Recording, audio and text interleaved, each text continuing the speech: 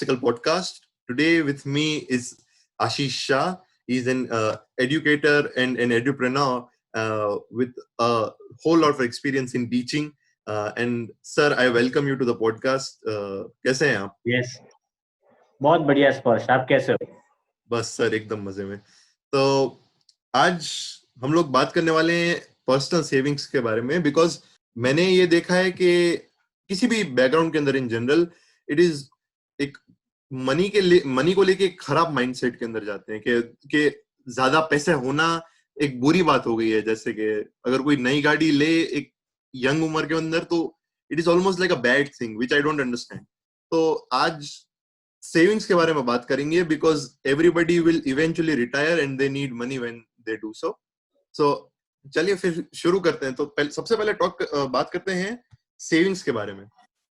तो सेविंग्स के अंदर एक तो हमारे पास जो एसेट्स होते हैं, कोई भी जैसे बैंक, एक बिल्डिंग या कोई कंपनी, और दूसरे होते हैं जो है मनी, जो लिक्विड एसेट्स है.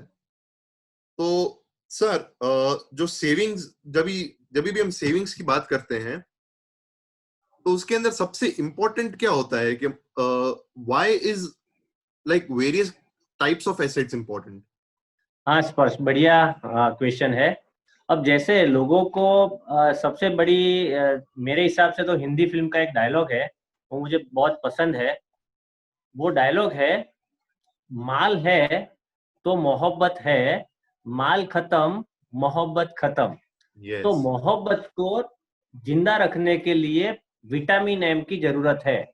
विटामिन सी या विटामिन मेल या विटामिन फीमेल कब आपके साथ रहेगा? जब आपके पास पैसा है. अब जैसे मैं भी मानता हूं कि पैसे की जरूरत है, लेकिन पैसा ही सब कुछ नहीं है. फिर भी हमें जो पैसा है उसको कैसे धीरे धीरे करके आगे बढ़ाना है. अब जैसे सेविंग की बात करते हैं, तो one of the richest person of the world, Warren Buffett, शायद आप लोगों ने नाम सुना ही होगा. तो वॉरेन बफेट का कहना क्या है कि वो क्या करते हैं, income minus expense is equal to savings करते हैं.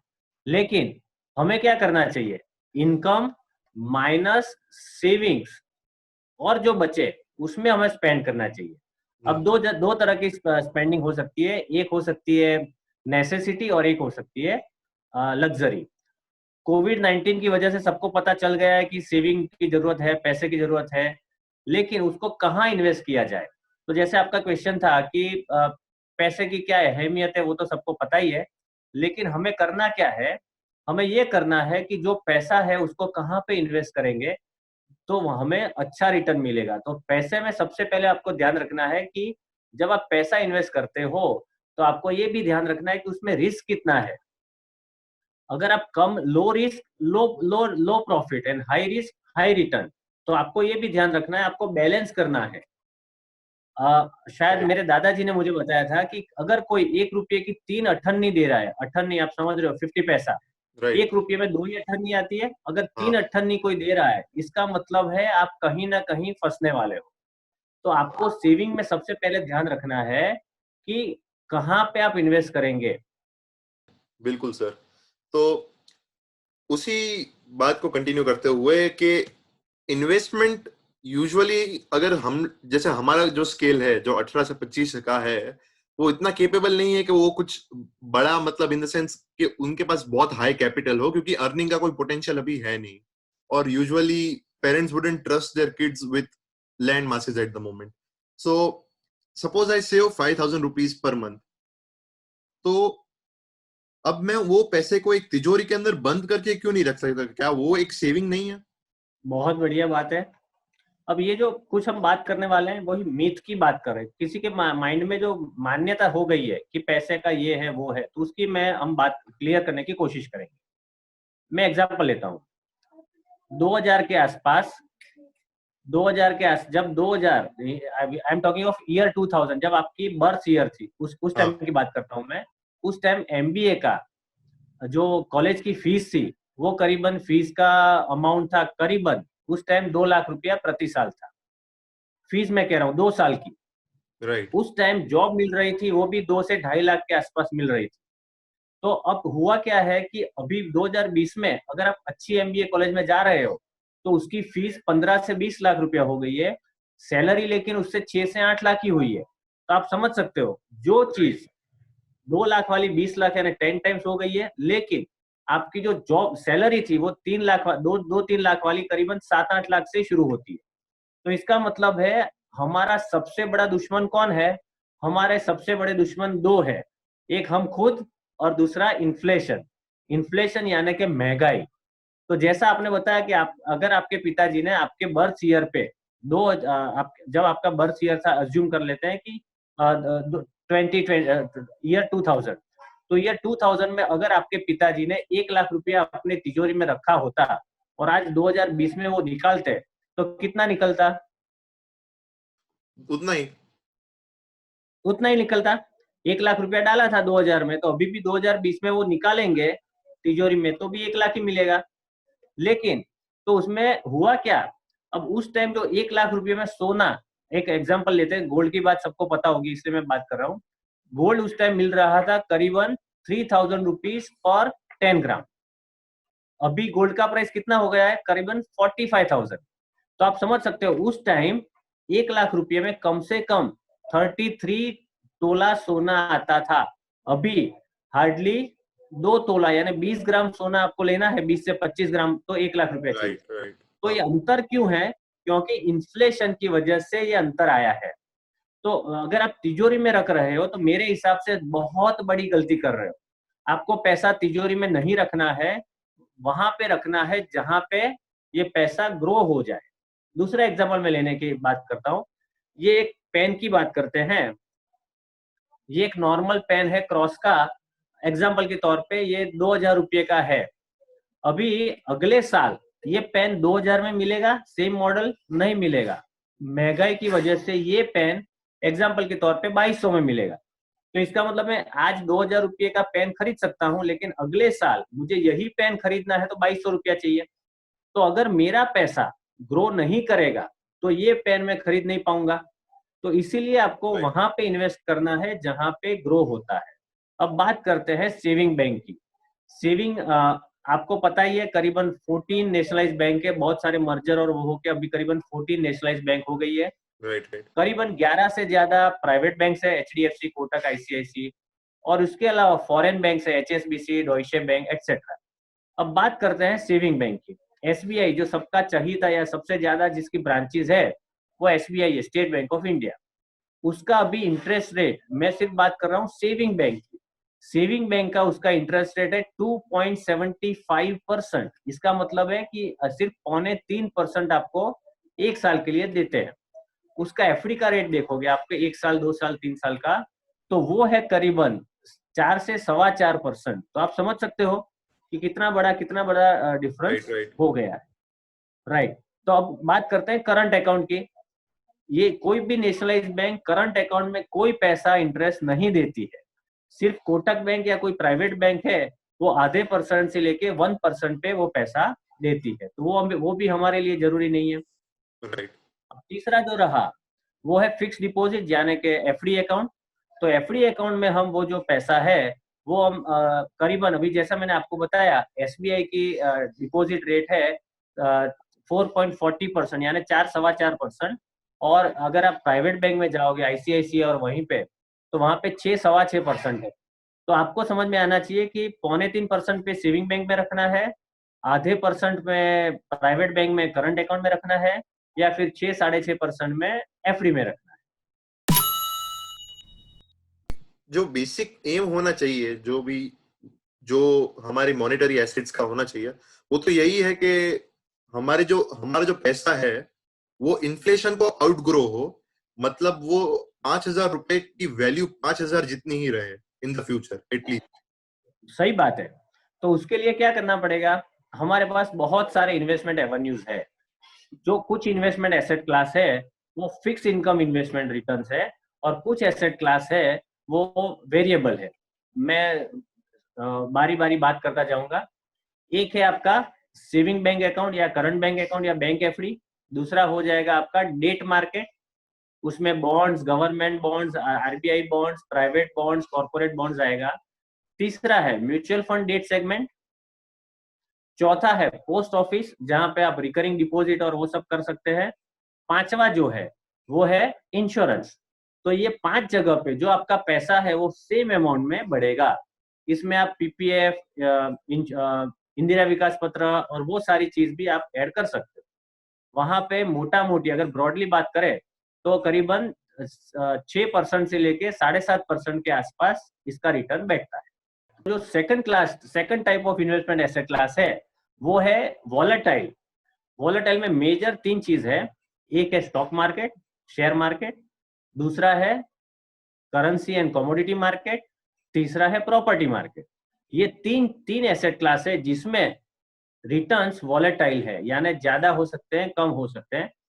कम होने की संभावना थोड़ी सी कम है, ज्यादा होने की संभावना नॉर्मली ज्यादा है। अगर आप सही जगह पे, सही टाइम पे, सही सोच पे इन्वेस्टमेंट करोगे तो आपको अच्छा रिटर्न मिल सकता है। अब सबसे जरूरी है हमें क्या करना है, जो इन्फ्लेशन है उससे आगे हमें भागना है। इन्फ्लेशन से आगे हम कैसे भागेंगे? अभी 2 तरह का इन्फ्लेशन है। इकोनॉमिक्स की थोड़ी सी बात कर लेते हैं। इन्फ्लेशन 2 तरह का है, एक है सीपीआई, दूसरा है डब्ल्यूपीआई। सीपीआई का मतलब है कंज्यूमर प्राइस इंडेक्स और दूसरा है होलसेल प्राइस इंडेक्स। हम सब कंज्यूमर है तो हमारे लिए जरूरी है सीपीआई। तो अभी जो सीपीआई चल रहा है, कंज्यूमर प्राइस इंडेक्स, जिसको इन्फ्लेशन कहते हैं, वो इन्फ्लेशन अभी इंडिया की अगर बात करें प्री कोविड की, यानी 15 मार्च से पहले की मैं बात करना चाहूंगा, क्योंकि भी नए फिगर्स अभी तक आए नहीं है।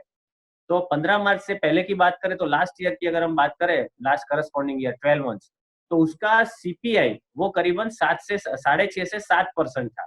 तो हमें क्या करना पड़ेगा, 6.5 से 7% से ऊपर हमारा पैसा ग्रो करना चाहिए। Then and then only we are able to survive. तो हमें क्या कर सकते हैं, जो सेकंड टाइप का इन्वेस्टमेंट है, सेकंड एसेट क्लास है, उसमें भी थोड़ा सा पैसा आप इन्वेस्ट कर सकते हो, जहां पे 12 से लेके 20% तक रिटर्न मिल सकता है। उसकी बात हम बाद में करेंगे आराम से, लेकिन अभी हमने सिर्फ बात की है डिफरेंट एसेट क्लास। अब जैसे आपने बताया कि स्टूडेंट की तरह रहना चाहिए, मेरा ईमेल आईडी जो है उसमें मैंने रखा है ashish100@hotmail.com। अब 100 क्यों रखा है? क्योंकि मेरा एम है मैं 100 लोगों को, 100 स्टूडेंट्स को करोड़पति बनाने वाला हूँ अगले 15 साल में। वो कैसे, वो मैं धीरे धीरे आपको बताऊंगा। उसकी एक स्ट्रेटेजी है। मैं हर एक स्टूडेंट को यही कहता हूँ कि अभी आपका मंथली एक्सपेंस कितना है।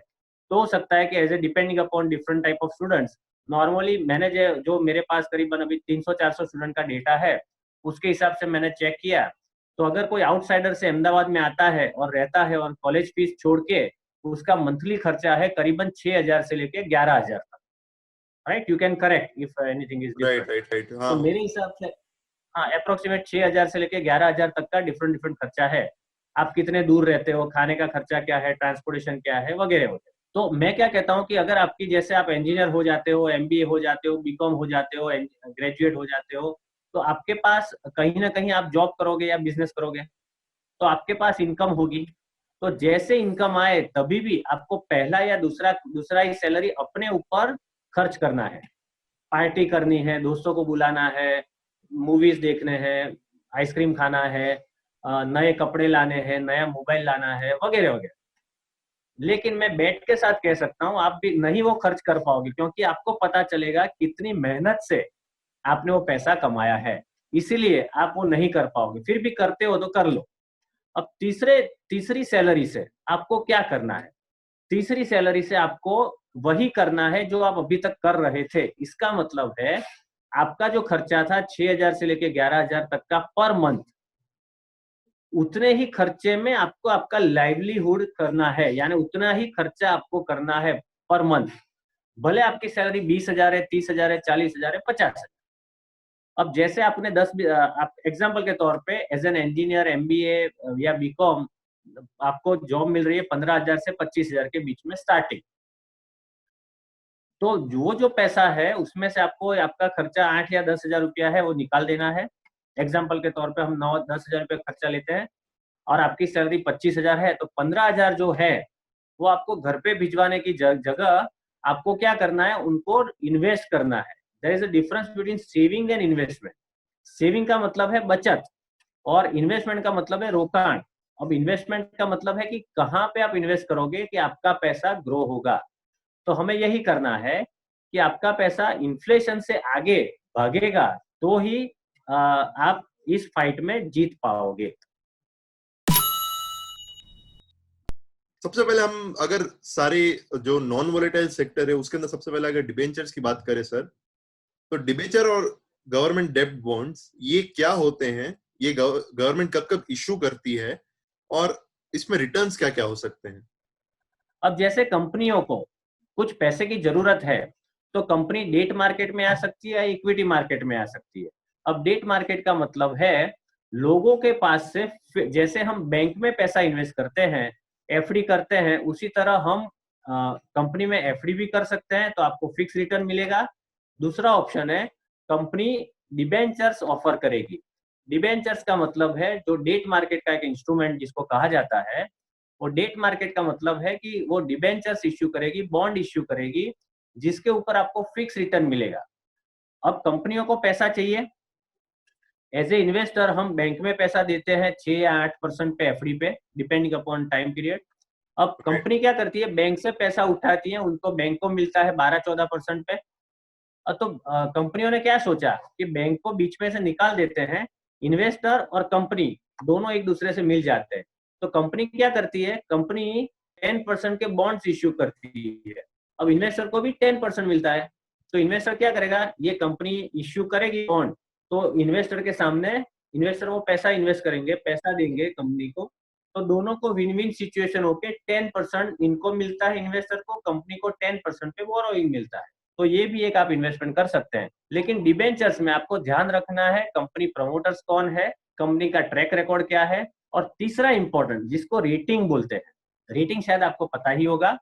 जैसे कोई नया मूवी आता है, तो ये रेडियो वाले क्या बोलते हैं, इस मूवी को इस जो रेडियो जॉकी की तरह से मिलते हैं 5 मिर्ची या 4 मिर्ची, इसका मतलब है वो उनका अपना रेटिंग सिस्टम है। लेकिन ये डिबेंचर का रेटिंग कौन करता है, रेटिंग एजेंसीज है, शायद आपने नाम सुना ही होगा, care, CRISIL, ICRA, Duff and Phelps, और इंटरनेशनल है Moody's and Fitch India and Standard and Poor's. ये 3 इंटरनेशनल है और 5 इंडियन कंपनीज है जो रेटिंग कर रही है। अब आपको क्या करना है, ट्रिपल ए रेटिंग कंपनी के डिबेंचर्स में इन्वेस्टमेंट कर सकते हैं। अब बात करते हैं गवर्नमेंट की। आरबीआई जो सबके मिनिस्ट्री ऑफ फाइनेंस के अंडर है, आरबीआई, हमारे रिजर्व बैंक के गवर्नर श्री शक्तिकांता दास, तो उन्होंने जो ये डिबेंचर्स इश्यू किए थे, कल उसका लास्ट डे था 28 मई। 28 मई को इन्होंने एक डिबेंचर इश्यू किए थे, 28 मई तक के, वो थे 7.75% के बॉन्ड्स। इसका मतलब है आप 100 रुपया रखते हो तो आपको 7.75 रुपया एक साल के लिए मिलेगा। अब बैंक में एफडी का रेट मिल रहे हैं एसबीआई में करीबन 4-4.5%, प्राइवेट बैंक में मिल रहे करीबन 6%, और रिजर्व बैंक दे रही है 7.25%। तो ज्यादातर लोग उसमें ही इन्वेस्ट कर रहे हैं। आप आरबीआई के बॉन्ड में निश्चिंत रूप से इन्वेस्टमेंट कर सकते हैं, उसमें ऑलमोस्ट कोई जोखिम नहीं है। लाख रुपए अगर कोई इन्वेस्ट करे तो वो उनका नेटवर्थ फ्यूचर में भी लाख रुपए ही रहेगा, वो मतलब 1,20,000 नहीं होगा, मतलब इन्फ्लेशन को ऐड करके, पर फिर भी वो सबसे सेफ है, मतलब वो गारंटीड लाख के लाख रुपए रहेंगे। राइट, तो उसके लिए हमें ये समझना है व्हाट इज इन्फ्लेशन।